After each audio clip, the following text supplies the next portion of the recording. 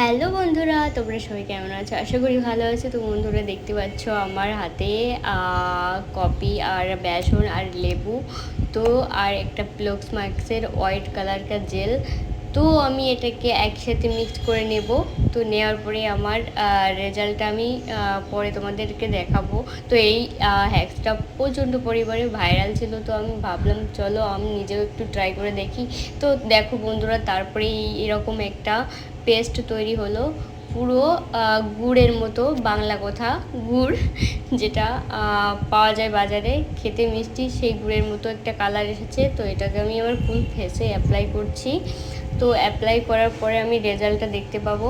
তো ভালো করে আমি এটাকে অ্যাপ্লাই করে নেব। তো তার সাথে সাথে তোমরা বন্ধুরা আমার ফলো বাটনে টাচ করে একটু ফলো করে দিও, আর আমাকে একটু সাপোর্ট করো। আমার ভিডিওটা ফুল পর্যন্ত দেখো, মানে লাস্ট পর্যন্ত দেখো। আর